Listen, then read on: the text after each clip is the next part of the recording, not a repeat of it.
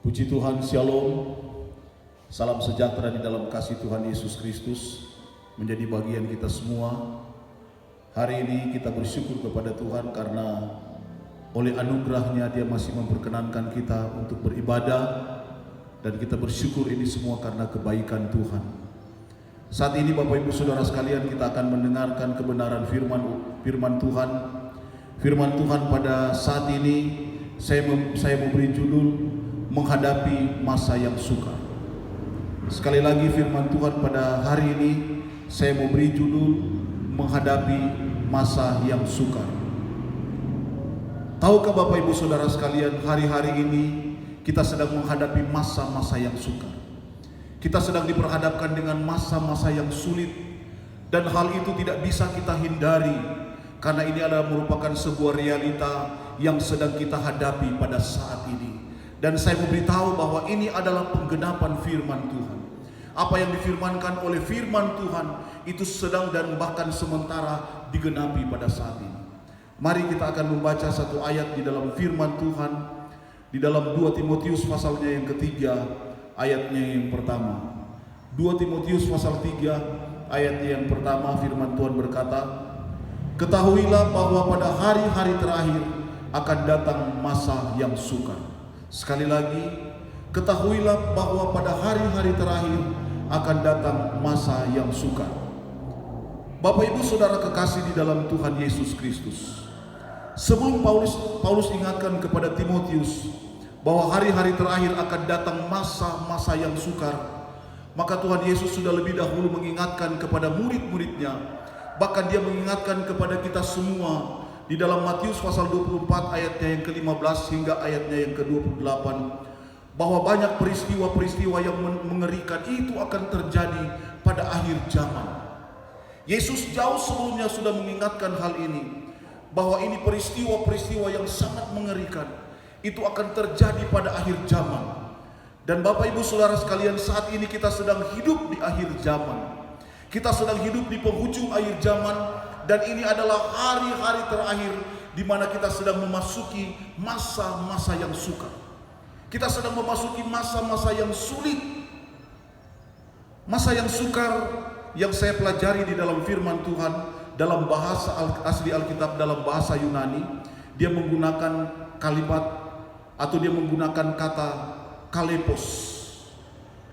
Kalepos mempunyai beberapa pengertian. Kalepos yang pertama, Bapak Ibu Saudara sekalian, dia punya pengertian masa yang amat sukar. Masa yang amat sukar, dan itu sedang kita rasakan pada hari-hari ini. Kita sedang memasuki masa yang sangat sukar, di mana ada beberapa daerah orang-orang tidak bisa melakukan aktivitas. Bahkan di negara-negara yang lain sedang melakukan lockdown. Orang-orang tidak bisa keluar rumah, semua beraktivitas di rumah, dan sedang menghadapi masa-masa yang sulit. Dan kemudian Kalepos juga memberikan pengertian masa kesusahan besar. Dan masa kesusahan besar ini akan kita alami, akan terjadi ketika antikris akan menguasai dunia ini, Bapak Ibu Saudara sekalian. Maka kesusahan besar itu akan kita rasakan, akan terjadi. Dan Kalepos juga memberikan sebuah pengertian sesuatu keadaan yang chaos, yang tidak bisa lagi dikontrol dan dikendalikan oleh manusia dalam hal ekonomi, politik, sosial, alam, dan sebagainya. Sesuatu yang akan terjadi, dan ini pasti akan terjadi, Bapak Ibu Saudara sekalian. Dan saya membaca ada sebuah survei dari satu lembaga survei dari Saiful Mujani yang dilaksanakan secara nasional, Bapak Ibu Saudara sekalian. Dia melakukan sebuah survei, dan itu telah diumumkan pada tanggal 17 April tahun 2020. Dia mengatakan begini, bahwa dampak dari pandemi COVID-19 terhadap perekonomian Indonesia telah meluas. Dampaknya telah meluas, dan itu telah terasa di 34 provinsi. Dan itu sudah merambat ke ratusan kabupaten kota, itu sudah teralami, Bapak Ibu Saudara sekalian, dan dampaknya sudah terasa. Dan hasil surveinya dia mengatakan begini, mayoritas rakyat Indonesia, ada 77% menyatakan bahwa wabah COVID-19 telah mengancam pemasukan dan penghasilan mereka. Wabah COVID-19 telah mengancam pemasukan dan penghasilan mereka. Itu ada sekitar 77%. Dan kemudian sekitar 25% warga Indonesia atau ada sekitar 50 juta warga desa, mereka mengatakan begini. Mereka mengatakan bahwa sudah tidak bisa lagi memenuhi kebutuhan pokok tanpa pinjaman. Itu ada sekitar 50 juta warga desa. Kemudian ada sekitar 15% warga mengatakan bahwa tabungan yang dimiliki hanya cukup beberapa minggu. Dan kemudian yang terakhir dari hasil survei ini dia mengatakan bahwa ada lagi 15% warga mengatakan bahwa tabungan yang mereka punya hanya cukup untuk 1 minggu saja. Kekasih di dalam Tuhan Yesus Kristus, ini adalah sebuah gambaran yang nyata. Nah, melihat fenomena ini Bapak Ibu Saudara sekalian, kita tidak perlu kaget, kita tidak perlu terkejut. Kenapa? Karena jauh sebelumnya firman Tuhan sudah ingatkan kepada kita semua bahwa menjelang hari-hari terakhir ini, menjelang kedatangan Tuhan pada kali yang kedua, kita akan mengalami masa yang sukar. Kita akan mengalami masa-masa yang sulit, masa di mana manusia akan mengalami kesulitan dalam berbagai bidang kehidupan. Dan itu sedang terjadi saat ini Bapak Ibu Saudara sekalian. Itu sedang terjadi pada saat ini. Dan firman Tuhan sementara digenapi. Itu sebabnya Alkitab mengingatkan kepada kita. Kalau kita baca di dalam 1 Korintus pasal 10 ayatnya yang ke-12, dia berkata, sebab itu siapa yang menyangka bahwa ia teguh berdiri, hati-hatilah supaya ia jangan jatuh. Hati-hati supaya jangan ia jatuh. Jangan kita menganggap bahwa kita ini hebat, kita kuat, ini berdiri menghadapi masa-masa yang sukar saat ini Bapak Ibu Saudara sekalian. Firman Tuhan ingatkan, hati-hati, jangan sampai ia jatuh. Jangan sampai saudara dan saya jatuh Bapak Ibu Saudara sekalian. Kenapa? Karena nanti akan banyak tawaran-tawaran yang akan menawarkan kehidupan kita. Di saat kita tidak sanggup lagi menghadapi masa yang sukar, maka ada tawaran-tawaran yang menggiurkan, membuat kita mengambil keputusan untuk meninggalkan Tuhan. Saudara kekasih di dalam Tuhan Yesus Kristus, sebab Alkitab mencatat bahwa ada pada akhir zaman ini ada banyak orang-orang yang akan murtad. Ada banyak orang-orang yang akan meninggalkan Tuhan. Ada banyak orang-orang yang akan meninggalkan pelayanan, meninggalkan pekerjaan Tuhan. Kenapa? Karena tidak sanggup menghadapi masa-masa yang sukar yang terjadi pada hari-hari terakhir ini. Tetapi Bapak Ibu Saudara kekasih di dalam Tuhan Yesus Kristus, firman Tuhan mengingatkan kepada kita semua agar supaya kita harus berhati-hati pada hari-hari ini. Mari kita akan lihat selanjutnya Bapak Ibu Saudara sekalian, apa yang harus kita lakukan ketika menghadapi masa yang sukar. Sebagai orang percaya, sebagai anak-anak Tuhan, apa yang harus kita lakukan ketika kita sedang diperhadapkan dengan situasi yang sedang terjadi pada hari-hari ini? Yang pertama yang harus kita lakukan Bapak Ibu Saudara sekalian, menguatkan kepercayaan kepada Tuhan dengan mencari dan menemukan Tuhan. Ketika kita menghadapi masa-masa yang sukar, masa-masa yang sulit seperti ini Bapak Ibu Saudara sekalian, mari kita menguatkan kepercayaan kita kepada Tuhan dengan mencari dan menemukan Tuhan dalam kehidupan kita secara pribadi. Daud berkata di dalam Mazmur pasalnya yang ke-77 ayatnya yang ketiga bagian A, dia berkata demikian, pada waktu kesusahanku aku mencari Tuhan. Pada waktu Daud mengalami kesusahan, pada waktu Daud mengalami kesesakan, Bapak Ibu Saudara sekalian, dia mengambil keputusan mencari Tuhan. Dia tidak mencari perlindungan di tempat yang lain, tetapi Alkitab berkata dia mencari Tuhan. Dia menguatkan kepercayaannya kepada Tuhan, karena dia tahu dari Tuhan pasti akan datang pertolongan dalam kehidupannya. Karena Bapak Ibu Saudara sekalian, Daud juga punya pengalaman kehidupannya. Ketika Siklag, tempat kediamannya, dibakar oleh gerombolan orang Amalek, di dalam 1 Samuel pasalnya yang ke-30 ayatnya yang ke-6. Bapak Ibu Saudara kekasih dalam Tuhan Yesus Kristus, Alkitab mencatat bahwa Daud saat itu sedang terjepit. Orang-orang yang bersama-sama dengan dia berniat untuk membunuh dia. Tetapi apa yang dilakukan? Alkitab berkata di dalam 1 Samuel pasalnya yang ke-30 ayatnya yang ke-6 bahwa Daud menguatkan kepercayaannya kepada Tuhan Allahnya. Dengan dia mencari dan menemukan Tuhan. Dan akhir dari cerita itu Bapak Ibu Saudara sekalian, Alkitab mencatat bahwa Tuhan memberikan kemenangan kepada Daud. Daud bisa menyelamatkan keluarganya. Daud bisa menyelamatkan harta benda yang telah dijarah oleh gerombolan orang-orang Amalek pada waktu itu. Saudara kekasih di dalam Tuhan Yesus Kristus, mari kita mencari Tuhan di masa-masa yang sukar ini. Karena ini adalah kesempatan bagi kita Bapak Ibu Saudara sekalian untuk mencari Tuhan, mencari hadirat Tuhan, menemukan Tuhan dalam kehidupan kita secara pribadi. Yesaya pasalnya yang ke-55 ayat 6 bagian A berkata, carilah Tuhan selama ia berkenan ditemui. Carilah Tuhan selama ia berkenan ditemui. Hari-hari ini adalah kesempatan bagi kita untuk mencari dan menemukan Tuhan. Kenapa? Karena hari-hari ini adalah kesempatan bagi kita. Tuhan masih berkenan untuk kita temui. Ada waktu, ada saatnya Bapak Ibu Saudara sekalian, kita berusaha untuk mencari Tuhan, tetapi kita tidak akan menemukannya lagi. Kenapa? Karena pintu kemurahan Allah sudah tertutup. Sekarang pintu kemurahan Allah masih terbuka. Dia masih memberikan kesempatan bagi kita. Dia masih memberikan waktu bagi kita untuk mencari dan menemukan Dia. Haleluya Bapak Ibu Saudara sekalian. Karena orang yang mencari Tuhan, dia tidak akan kekurangan.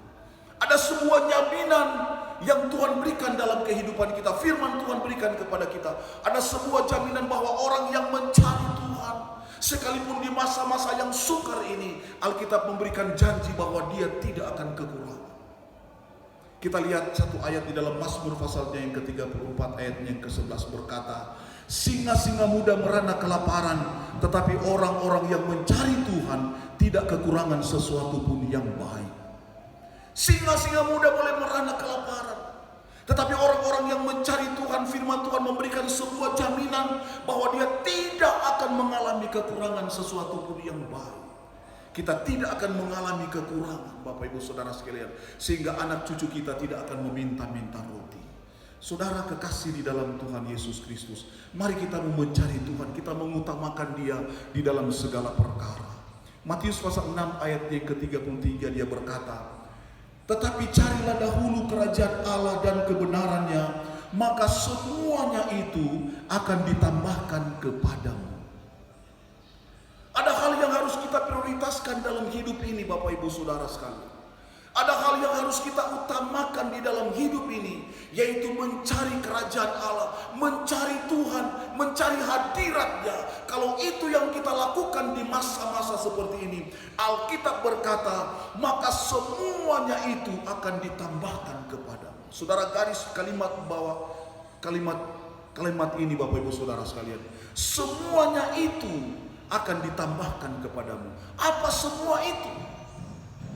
Semua itu Bapak Ibu Saudara sekalian adalah kesehatan, dia akan tambahkan, umur panjang dia akan tambahkan, berkat-berkat Tuhan dia akan tambahkan, kekayaan dia akan tambahkan, jabatan dia akan tambahkan. Kenapa? Karena semuanya itu ada di dalam tangan Tuhan, dan sumber dari segala sesuatu itu adalah dari Tuhan. Amsal pasal 3 ayat 16 bilang begini, umur panjang ada di tangan kanannya, di tangan kirinya ada kekayaan dan kehormatan. Haleluya. Umur panjang ada di tangan kanannya dan di tangan kirinya ada kekayaan dan kehormatan. Artinya semua ada di dalam tangan Tuhan. Dan itulah yang akan Dia tambahkan dalam kehidupan kita. Dia akan berikan kepada kita kalau kita mengutamakan Tuhan untuk mencari Dia. Kita memprioritaskan untuk mencari Tuhan Bapak Ibu Saudara sekalian, maka semua itu akan ditambahkan kepada kita, karena Dia adalah gembala kita yang baik. Dia memberikan sebuah jaminan pemeliharaan. Sekalipun kita berada di masa yang sulit seperti ini, sekalipun kita berada di masa-masa yang sukar Bapak Ibu Saudara sekalian, Tuhan memberikan jaminan pemeliharaan kepada kita. Kenapa? Karena Dia adalah gembala yang baik. Kalau kita mencari dan menemukan Dia, maka Dia akan memberikan jaminan kehidupan bagi kita. Kita tidak perlu khawatir, kita tidak perlu takut menghadapi masa-masa yang sukar ini. Karena jaminan pemeliharaan Tuhan akan menjadi bagian dalam kehidupan kita. Saudara kekasih di dalam Tuhan Yesus Kristus. Hal yang kedua, apa yang harus kita lakukan di masa-masa yang sukar ini? Hal yang kedua yang harus kita lakukan yaitu mencukupkan diri dalam segala hal. Mencukupkan diri di dalam segala hal, Bapak Ibu Saudara sekalian. Filipi pasal 4 ayat 11 bagian B berkata, sebab aku telah belajar mencukupkan diri dalam segala keadaan. Paulus dalam tugas pelayanannya, ada begitu banyak dia menghadapi masalah tantangan dalam kehidupannya. Dia menghadapi masa-masa yang sulit pada saat dia sedang melakukan pelayanan pada zaman itu, Bapak Ibu Saudara sekalian. Dan dia memberikan nasihat kepada jemaat Tuhan yang ada di Filipi. Bahkan nasihat juga itu diberikan kepada kita semua sebagai anak-anak Tuhan, agar supaya kita belajar mencukupkan diri di dalam segala keadaan. Dalam segala hal, Bapak Ibu Saudara sekalian, kita harus mencukupkan diri. Menghadapi masa-masa yang sulit seperti ini, kita harus belajar mencukupkan diri di dalam segala hal, dalam segala keadaan, Bapak Ibu Saudara sekalian. Hentikan dalam kehidupan kita untuk berfoya-foya, untuk berpesta-pesta, Bapak Ibu Saudara sekalian, pada hari-hari ini, karena itu tidak bermanfaat, tidak berfaedah bagi kita. Alkitab mengajarkan kepada kita, biar kita mencukupkan diri di dalam segala keadaan. 1 Timotius pasal 6 ayat yang ke-8. Alkitab berkata, asal ada makanan dan pakaian cukuplah. Paulus berbicara kepada anak rohaninya, kepada Timotius sebagai pelayan Tuhan pada saat itu. Memberikan sebuah keteladanan, dia berkata, asal ada makanan dan pakaian itu cukup. Karena Yesus juga memberikan pelajaran bagi kita, Bapak Ibu Saudara sekalian. Di dalam doa yang diajarkan oleh Tuhan Yesus, dia berkata, berilah pada hari ini makanan kami yang secukupnya. Tuhan mengajarkan kepada kita, Bapak Ibu Saudara sekalian, agar supaya dalam kehidupan ini kita harus selalu ada rasa cukup. Dalam menghadapi situasi yang sedang terjadi pada saat ini, Bapak Ibu Saudara sekalian, jangan sampai kita melakukan pemborosan karena kita tidak tahu apa yang akan terjadi pada hari-hari yang akan datang. Kita tidak tahu apa yang akan terjadi pada hari besok. Itu sebabnya jangan kita melakukan pemborosan, kita membelanjakan hal-hal yang tidak penting, hal-hal yang tidak perlu harus kita tunda, Bapak Ibu Saudara sekalian. Dan kita harus belajar kepada semut kata firman Tuhan. Saudara kekasih di dalam Tuhan Yesus Kristus, Amsal pasal 6 ayat 6 sampai ayatnya yang ke-8. Firman Tuhan berkata, belajar kepada semut agar supaya kita menjadi bijak. Kenapa Bapak Ibu Saudara sekalian? Semut itu adalah binatang yang kecil dan dia tidak punya pemimpin. Tetapi Alkitab mencatat, Bapak Ibu Saudara sekalian, bahwa ia menyediakan roti pada musim panas dan mengumpulkan makanan pada waktu panen. Sehingga ketika musim hujan itu datang, dia ada persiapan, ada persediaan makanan yang dia siapkan.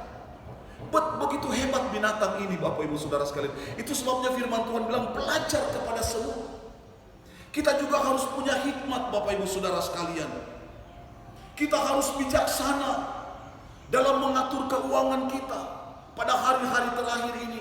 Mengatur apa yang kita miliki, Bapak Ibu Saudara sekalian, itu harus diatur sedemikian rupa agar supaya kita tetap ada persediaan makanan. Dan ini sangat penting, Bapak Ibu Saudara sekalian.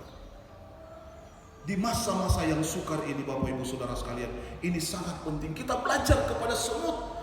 Dia binatang yang tidak punya pemimpin, tetapi dia menunjukkan kerajinannya. Dia begitu rajin mengumpulkan makanan pada waktu panas, pada waktu panen, sehingga pada waktu hujan dia telah mempunyai persediaan makanan. Saudara yang kekasih di dalam Tuhan Yesus Kristus, hendaklah kita bijaksana pada hari-hari ini. Saya pernah mengajak kepada jemaat Tuhan GKI Philadelphia Jalan TM agar supaya memanfaatkan lahan-lahan yang tidur. Pekarangan-pekarangan kita mulai kita tanam tanaman-tanaman yang bermanfaat. Kita mulai tanam rempah-rempah dan lain sebagainya, karena itu adalah merupakan kebutuhan kita hari-hari. Kita harus menanam, Bapak Ibu Saudara sekalian. Lahan-lahan yang tidur mari kita mulai garap, kita mulai rajin bekerja pada hari-hari ini. Agar supaya apa? Agar supaya ada persediaan, kata firman Tuhan. Kita tidak boleh bodoh Bapak Ibu Saudara sekalian. Kita harus bijaksana untuk mengatur segala sesuatu. Dan kita harus mencukupkan diri di dalam segala keadaan. Kenapa? Agar supaya kita tidak putus asa. Agar supaya ketika kita menghadapi masa-masa yang sulit ini, kita tidak putus asa Bapak Ibu Saudara sekalian. Kita tidak stres dan lain sebagainya karena tidak ada persiapan, persediaan makanan. Ini penting Bapak Ibu Saudara kekasih dalam Tuhan. Firman Tuhan dengan jelas mengingatkan kepada kita. Cukupkan dirimu dalam segala hal. Kita belajar mencukupkan diri. Apa yang Tuhan berikan dalam kehidupan kita, mari kita jaga itu. Karena di masa-masa yang sukar dan masa-masa yang sulit ini Bapak Ibu Saudara sekalian, jangan sampai kita terjebak dengan hal-hal yang pada akhirnya kita meninggalkan Tuhan. Kekasih di dalam Tuhan Yesus Kristus, kita lihat poin yang ketiga. Apa yang harus kita lakukan ketika kita sedang menghadapi masa-masa yang sukar? Hal yang ketiga yang harus kita lakukan adalah berbuat baik dengan cara menabur kasih. Di tengah-tengah masa yang sukar Bapak Ibu Saudara sekalian, tidak membatasi bagi kita untuk berbuat baik kepada sesama kita dan kemudian kita menabur kasih kita. Kita baca satu ayat di dalam Galatia pasal 6 ayatnya yang ke-10.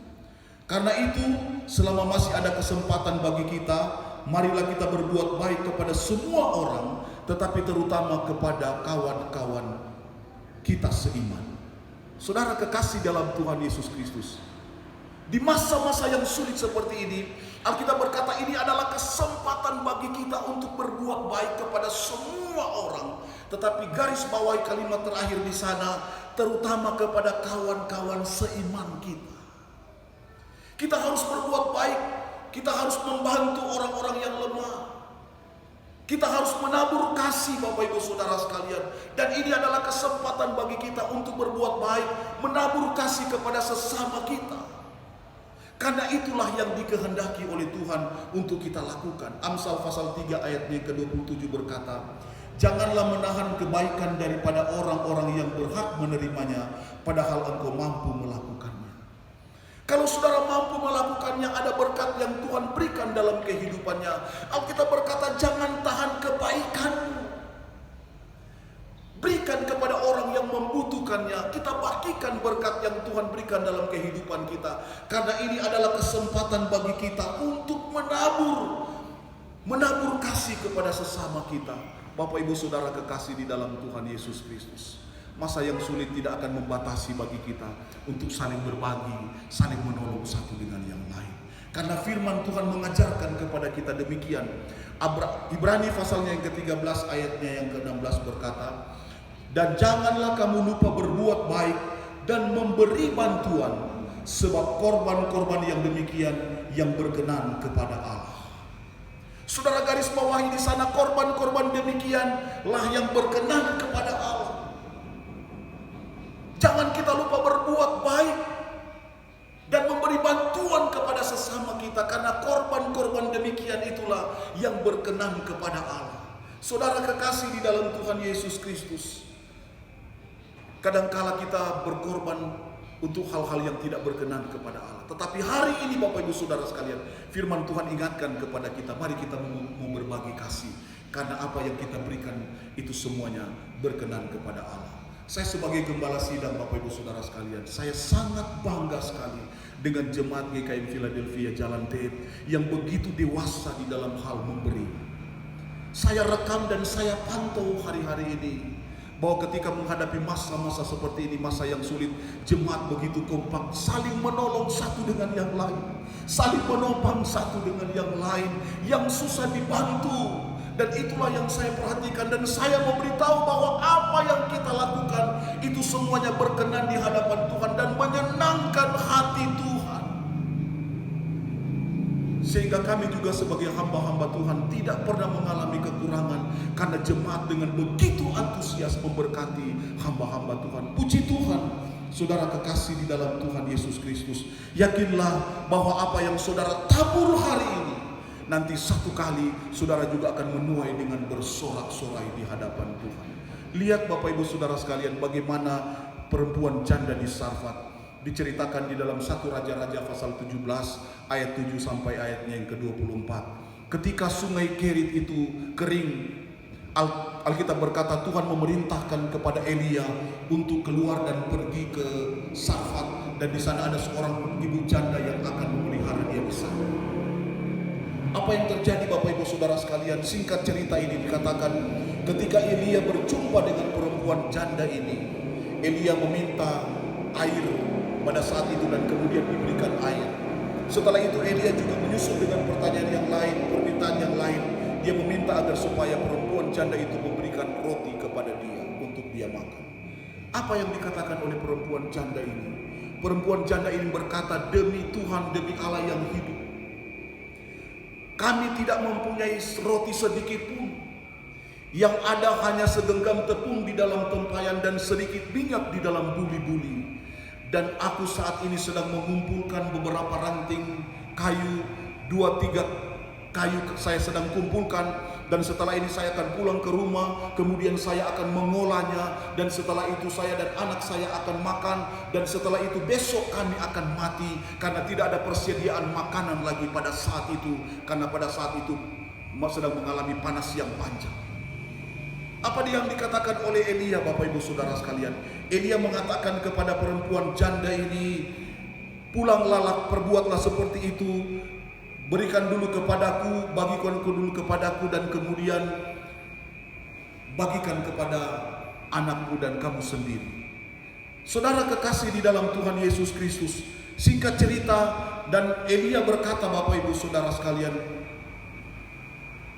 bahwa firman Tuhan berkata pada saat itu, apabila perempuan ini melakukan hal itu, maka tepung dalam tempayan tidak akan habis, dan minyak dalam buli-buli itu pun tidak akan berkurang, sampai pada waktu Tuhan memberikan hujan turun pada saat itu di atas bumi.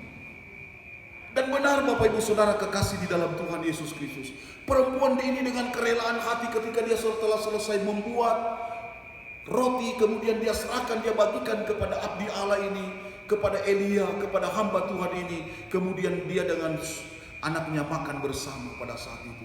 Apa yang terjadi? Ketika dia melakukan hal itu Bapak Ibu Saudara sekalian, mujizat Tuhan terjadi. Firman Tuhan yang disampaikan pada saat itu benar-benar terjadi Bapak Ibu Saudara sekalian, bahwa perempuan dan anak ini tidak kekurangan sesuatu apapun pada saat itu. Tuhan memberikan jaminan pemeliharaan bagi mereka selama panas berkepanjangan pada saat itu. Mereka tidak pernah kekurangan sesuatu pun pada saat itu. Kenapa? Karena segenggam tepung yang ada di dalam tempayan itu tidak pernah habis. Bahkan minyak yang ada di dalam buli-buli itu juga tidak pernah habis, sampai hari di mana Tuhan menurunkan hujan pada saat itu. Kita lihat di sini Bapak Ibu Saudara sekalian, bahwa orang yang membagi kasih dengan ketulusan hati, Tuhan tidak akan membiarkan, tetapi Tuhan akan memperhitungkan semuanya itu. Saudara kekasih di dalam Tuhan Yesus Kristus, demikian Bapak Ibu Saudara sekalian, kalau kita melakukan hal ini, kalau kita membagi kasih kepada sesama kita di tengah-tengah masa yang sukar seperti ini Bapak Ibu Saudara sekalian, ketahuilah bahwa itu adalah sesuatu yang sangat menyenangkan hati Tuhan. Dan Tuhan tidak akan membiarkan kita. Dia akan membuka perbedarahan surga, dan kemudian dia mencurahkan berkat-berkat atas kehidupan kita. Dia akan memberikan jaminan pemeliharaan sekalipun kita berada di masa-masa yang sukar ini. Saudara kekasih di dalam Tuhan Yesus Kristus, ini adalah kesempatan bagi kita Bapak Ibu Saudara sekalian untuk menabur. Ini adalah kesempatan bagi kita untuk berbuat baik, untuk menabur kasih. Kenapa? Karena pada hari penghakiman Yesus juga akan berkata, ketika aku lapar, kamu telah memberi aku makanan. Ketika aku haus, kamu telah memberikan aku minum. Ketika aku telanjang, kamu telah memberi aku pakaian. Ketika aku sakit, kamu telah membesuk aku. Ketika aku di dalam penjara, kamu telah mengunjungi aku. Saudara kekasih di dalam Tuhan Yesus Kristus, dan kemudian kita berkata, kapan itu Tuhan? Kapan pada waktu engkau lapar, kemudian kami memberikan engkau makanan? Di saat engkau haus, kami memberikan engkau minum. Di saat engkau tidak punya pakaian, dan kami memberikan engkau pakaian. Saudara kekasih di dalam Tuhan Yesus Kristus, Dia akan berkata, orang ketika kita melakukan kepada orang yang paling hina ini, maka itu kita telah melakukannya kepada Dia, kepada Tuhan. Saudara kekasih di dalam Tuhan Yesus Kristus. Tetapi sebaliknya kalau kita melakukan hal-hal yang lain, Dia akan berkata, enyahlah daripadaku, hai kamu pembuat kejahatan, aku tidak mengenal engkau. Mari Bapak Ibu Saudara kekasih di dalam Tuhan Yesus Kristus, kita berbuat baik kepada semua orang, terutama kepada kawan-kawan seiman kita. Bagikan kasih-Mu kepada mereka. Mari, ini adalah saatnya bagi kita untuk menabur. Karena saya percaya apa yang kita tabur hari ini, kita akan menuai pada akhirnya dengan bersorak-sorai. Karena Tuhan yang berjanji, Dia tidak pernah berdusta dalam kehidupan kita. Saudara kekasih di dalam Tuhan Yesus Kristus. Yang terakhir, yang keempat Bapak Ibu Saudara sekalian, apa yang harus kita lakukan ketika kita sedang menghadapi masa yang sukar? Yang terakhir yang kita lakukan, bertahan sampai akhir. Kekasih di dalam Tuhan Yesus Kristus, menghadapi masa yang sukar saat ini, tidak ada pilihan lain bagi kita Bapak Ibu Saudara sekalian, kecuali kita bertahan sampai akhir. Kenapa? Karena Alkitab berkata orang yang bertahan sampai akhir, dialah yang akan selamat. Matius pasal 24 ayatnya yang ke-13 berkata, tetapi orang yang bertahan sampai pada kesudahannya akan selamat. Ada jaminan keselamatan kepada orang yang bertahan sampai akhir. Ini adalah hari-hari terakhir, hari-hari yang sangat menentukan perjalanan iman kita. Mari Bapak Ibu Saudara sekalian, kita mau bertahan sekalipun ada tantangan yang besar, ada masalah, ada masa-masa yang sukar yang sedang kita lewati saat ini. Tapi saya mau beritahu, jangan kita mundur, jangan kita tinggalkan Tuhan, tetapi mari kita mau bertahan di dalam Tuhan. Karena keselamatan itu sudah sangat dekat. Keselamatan itu ada di depan kita. Jangan sampai keselamatan itu lepas dari kehidupan kita cuma karena kita sudah menyerah menjalani kehidupan ini. Saudara kekasih di dalam Tuhan Yesus Kristus, apapun yang terjadi, kita harus bertahan. Jangan tinggalkan Tuhan Bapak Ibu Saudara sekalian. Jangan tinggalkan pelayanan. Jangan tinggalkan pekerjaan Tuhan. Di masa-masa yang sulit seperti ini, kita harus tetap kuat di dalam Tuhan. Kita harus tetap berjalan bersama dengan Tuhan. Bapak Ibu Saudara sekalian, kita harus tetap kuat. Iman kita harus tetap kuat di dalam Dia. Tidak ada satupun yang bisa menggoncangkan kita, karena Tuhan sudah menjanjikan keselamatan dalam kehidupan ini. Siapa yang bertahan sampai pada akhirnya, dialah yang akan diselamatkan oleh Tuhan. Saudara kekasih di dalam Tuhan Yesus Kristus, jangan tinggalkan Tuhan pada hari-hari ini. Nanti satu kali salib akan digantikan dengan mahkota. Ada kemuliaan Tuhan yang Tuhan akan nyatakan dalam kehidupan kita. Satu hal yang firman Tuhan ingatkan kepada kita hari ini, tetaplah bertahan di dalam Tuhan sampai kesudahan Allah. Kita harus tetap kuat, kita harus tetap bertahan di dalam Tuhan. Karena janji keselamatan itu sudah diberikan dalam kehidupan kita. Saudara kekasih di dalam Tuhan Yesus Kristus, saya datang pada kesimpulan khotbah saya pada saat ini. Sadarlah bahwa kita sedang berada di penghujung akhir zaman. Kita harus sadar Bapak Ibu Saudara sekalian, bahwa kita sedang berada di penghujung akhir zaman.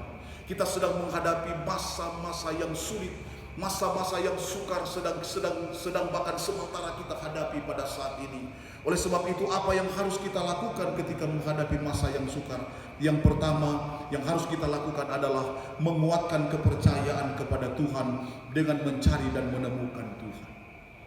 Kita harus kuatkan kepercayaan kita di dalam Tuhan.